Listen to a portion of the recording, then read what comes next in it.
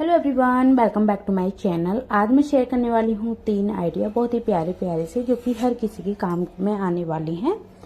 और देखिए, सबसे पहला आइडिया है ये हमारा, जो कि पॉकेट वाली कुर्ती है। और ये मेरी बहुत ही ज़्यादा लूज है, और अगर आपके पास भी ऐसी पॉकेट वाली कुर्ती होती है तो इसमें आप किस तरीके से फिटिंग लगा सकते हो, वो तरीका आप लोग को बताने वाली हूँ पहले आइडिया में मैं। और देखिए, सबसे पहले आपको अपनी कुर्ती को सेट करके रख लेना है, और आपको अपनी चेस्ट लेनी। चेस्ट मैंने 38 इंच की है मेरी, तो मैं उसी के हिसाब से लूँगी। और 38 का आधा हो जाएगा हमारा 19 इंच, लेकिन मैं 1 इंच मार्जिन लेते हुए, लूजिंग लेते हुए इसको 20 इंच पे फिटिंग का निशान लगाऊंगी, क्योंकि ये जो कुर्ती होती है हमारी डबल होती है आगे और पीछे के हिस्से में, इसीलिए तो हमें उसका पहले आधा करना है। और फिर आपको जो भी लूजिंग देनी है उतनी आप थोड़ी बहुत लूजिंग दे सकते हो। अगर आप ज़्यादा फिटिंग की पहनते हो तो आपको लूजिंग देने की ज़रूरत नहीं है। इसी के अकॉर्डिंग मैंने कमर का निशान लगा दिया और हिप्स का भी निशान लगा दिया। और ये मैं 6 इंच जो आर्म होल है वहाँ से 6 इंच का कमर का निशान लगाया, और कमर से 6 इंच नीचे मैंने हिप्स का निशान लगा दिया। अब जो कमर है वो है मेरी 34 इंच के हिसाब से मैं इसमें लगा रही हूँ।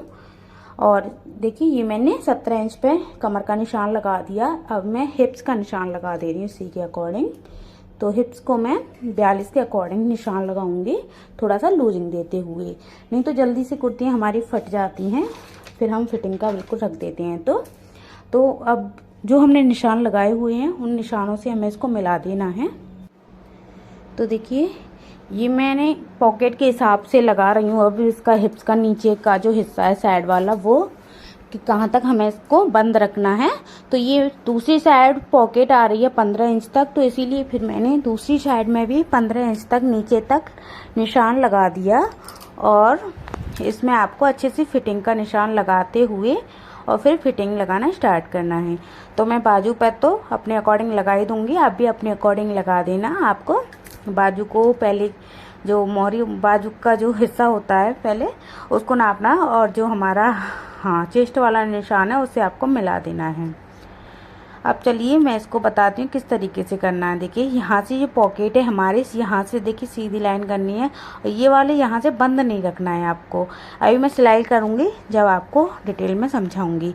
तो ये एक तरफ से तो हमारा सिंपल है, आप एक तरफ से तो कर ही लोगे फिटिंग इसमें, लेकिन पॉकेट की तरफ से किस तरीके से करनी है वो आपको बताने वाली हूँ।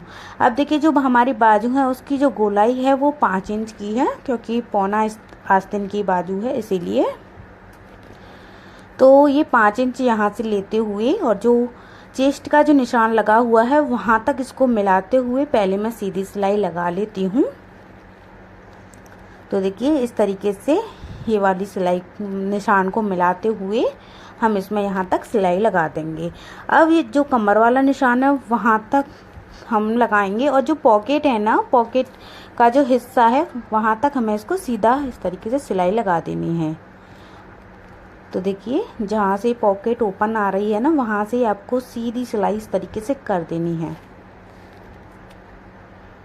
तो ये मैंने सिलाई लगा दी इस तरीके से। अब नीचे से देखिए किस तरीके से लगानी है। और ये जो नीचे जो पॉकेट है, क्योंकि अगर हम सीधी ऐसे करके सिलाई लगा देंगे फिटिंग वाली भी, तो ये पॉकेट हमारी बंद हो जाएगी। लेकिन हमें देखिए इस तरीके से पहले इसको सेट करना है अच्छे तरीके से, और पॉकेट को देखना है कि कहाँ तक ये ओपन पॉकेट है। तो यहाँ तक ये ओपन पॉकेट है, तो वहीं से मैं इसको निशान लगा दूँगी, ताकि हमारी जो पॉकेट है वो बंद भी ना हो, अच्छे से सिलाई भी आ जाए। तो देखिए, जहाँ तक ये हमारी पॉकेट खुली हुई है वहाँ से मैंने इसमें निशान लगा दिया यहाँ पे। और इसमें देखिए दूसरी साइड में निशान लगा हुआ है, तो मैं जिधर से निशान लगे हुए हैं मेरे, उधर साइड में मैंने निशान लगा लिया है इसको। और ये हमारा इस तरीके से यहाँ पर निशान आ गया। अब इसको हमें इस तरीके से सिलाई लगा देनी है। अब थोड़ा सा मेरे बताने के तरीके से और देखने के तरीके से आप थोड़ा सा ध्यान से देखना, आपको समझ में आ जाएगा। क्योंकि कभी कभी बता के समझ में नहीं आता है तो देख के समझ में आ जाता है। अब देखिए, इस तरीके से हमने पहले सीधी सिलाई ली पॉकेट से लेते हुए, और ये जो नीचे का हिस्सा है वहाँ से हम इसको हिप्स का सिलाई दे देंगे अपने अकॉर्डिंग, जितनी भी आपकी हिप्स है उसके अकॉर्डिंग। तो ये हमने सिलाई लगा दी। तो एक तरफ से तो हमारी फिटिंग लग चुकी है और पॉकेट भी हमारी बाहर हो चुकी है। तो चलिए दूसरी साइड में भी मैं अब सिलाई लगा लेती हूँ, जो कि सिंपल है, बिल्कुल नॉर्मल। आप सिंपल तरीके से इसको तो लगा ही सकते हो, जैसे जैसे हमने इसमें निशान लगाया हुआ है वैसे वैसे ही मैंने इसमें फिटिंग लगा दी है। और चलिए इसको मैं पहन के दिखाती हूँ आपको, कोई भी डाउट तो भी नहीं रहेगा आपको कि पॉकेट ओपन है या नहीं है। तो देखिए ये हमारी पॉकेट बड़ी भी हो गई है अब, क्योंकि इसमें कपड़ा अंदर जा चुका है और भी ज़्यादा 1-1.5 इंच पॉकेट हमारी बड़ी हो चुकी है और ये हमारी कुर्ती फिटिंग की हो चुकी है। आप अपनी जितनी भी फिटिंग की कुर्ती पहनते हो उतनी फिटिंग की आप पहन सकते हो, मतलब फिटिंग कर सकते हो। तो ये वाला आइडिया आप लोगों को कैसा लगा कमेंट करके ज़रूर बताना। तो चलिए दूसरा वाला आइडिया बताते हैं। दूसरा आइडिया हमारा गाउन से रिलेटेड। आपका गाउन हो, सूट हो या टॉप हो, कोई भी कपड़ा हो, अगर उसका आपका गला बड़ा है तो आप किस तरीके से उसको छोटा कर सकते हो। तो मैं वही तरीका आप लोग को बताने वाली हूँ। वैसे तो कई तरीके होते हैं उसको छोटा करने के गले को, लेकिन मैं एक तरीका बता रही हूँ। और भी तरीका मैंने अलग अलग तरीके से बताए हुए हैं आप लोगों को। अगर आपने नहीं देखे हैं तो आप मुझे कमेंट कर देना, अगर आपको और भी तरीका अलग सा तरीका देखना है तो। अब देखिए मैंने इसके लिए पहले इलास्टिक कट कर ली है आधे गले के, मतलब एक तरफ के गले के अनुसार। तो यहाँ से यहाँ तक मैंने पहले नाप के इलास्टिक कट कर ली हैं 2, क्योंकि दोनों तरफ हमें लगानी है इसीलिए। अब जो पीछे का हिस्सा है गले का और आगे का हिस्सा है, मैं पूरे में ही इलास्टिक इसको लगा दूँगी। तो देखिए थोड़ा सा मैं ऊपर से लेते हुए लगा रही हूँ, नहीं तो गला फिर हमारा ज़्यादा छोटा हो जाएगा इसीलिए। और इलास्टिक को आपको अपने अकॉर्डिंग खींचना है, जितना भी आपको गले को छोटा करना है उसके अकॉर्डिंग आपको खींचना है। अगर आपको ज़्यादा छोटा करना है तो ज़्यादा खींच सकते हो इस इलास्टिक को। अगर आपको थोड़ा सा गले को बड़ा ही रखना हल्का सा तो आप कम खींच सकते हो। तो मैंने इसको खींचते हुए सिलाई लगा दी एक तरफ से। इसी तरीके से मैं दूसरी साइड से भी सिलाई लगा दूँगी। तो देखिए दूसरी साइड से भी इस तरीके से खींचते जाना है आपको इलास्टिक को। ऐसे नहीं है कि दूसरी साइड से आप सिंपल लगा दो और एक तरफ से खींचते हुए, क्योंकि अगर आप खींचते हुए लगाओगे तभी अच्छे से ये सेट हो पाएगी और गला हमारा छोटा हो पाएगा। तो ये हमारी देखिए एक तरफ से इलास्टिक लग चुकी है। अब मैं एक तरफ इलास्टिक लगा हुआ और एक तरफ बिना इलास्टिक लगा हुआ, दोनों में डिफरेंट बताऊँगी कितना फ़र्क आ चुका है, ताकि आपको भी दिखे कि हाँ हमारा गला छोटा हो चुका है। तो देखिए इस तरीके से हमारा गला भी छोटा हो चुका है। और इसकी जो लंबाई है ना वो ज़्यादा थी गाउन की, तो वो लंबाई भी हमारी इसकी गाउन की छोटी हो चुकी है, क्योंकि ऊपर से जब छोटा होगा तो नीचे से तो गाउन अपने आप ऑटोमेटिक छोटा हो ही जाएगा। अब देखिए इसी तरीके से मैं दूसरे वाले शोल्डर जो गले वाली साइड है वहाँ पर भी इसमें इलास्टिक को अटैच कर दूँगी। ये आइडिया बहुत ही ज़्यादा यूनिक है और बहुत ही ज़्यादा काम का है। आप इस तरीके को अपना सकते हो अपनी ड्रेस में, जो भी आपकी ड्रेस हो उसका गला बड़ा है। तो अगर आपका गला छोटा है तो फिर तो उसको कट फिट करके करना ही होगा, लेकिन इसमें तो आप छोटा इस तरीके से कर सकते हो। बहुत ही सिंपल सा तरीका है, आपको ज़्यादा मेहनत करने की भी ज़रूरत नहीं है। अब चलिए तीसरा आइडिया बताते हैं। ये वाला आइडिया आप लोग को कैसा लगा कमेंट करके ज़रूर बताना। अब चलिए तीसरा आइडिया हमारा ये स्कर्ट से रिलेटेड। तो देखिए इसकी स्कर्ट की जो कमर है वो काफ़ी ज़्यादा लूज है और मुझे इसको टाइट करना था।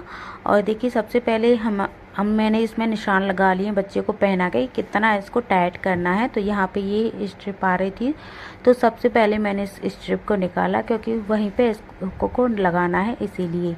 तो जो देखिए हुक लगे आई बोलेंगे हम इसको, आई से लगी हुई हैं उनको हम पहले निकाल लेंगे। तो देखिए दोनों तरफ से ये दबा हुआ होता है, उसको आपको इस तरीके से किसी भी चाकू की मदद से या किसी की भी सहायता से आपको इनको निकालना है दोनों को ही। और आपको जितना भी इसको टाइट करना है आपको पहले बच्चे को पहना के देख लेना है, वहीं की वहीं आपको निशान लगा लेने हैं कि कितना आपको टाइट करना है उसी के अकॉर्डिंग। तो देखिए इस पर स्कर्ट पर निशान लगे हुए हैं, आपको दिख रहे होंगे। तो उसी के अकॉर्डिंग मैं इसमें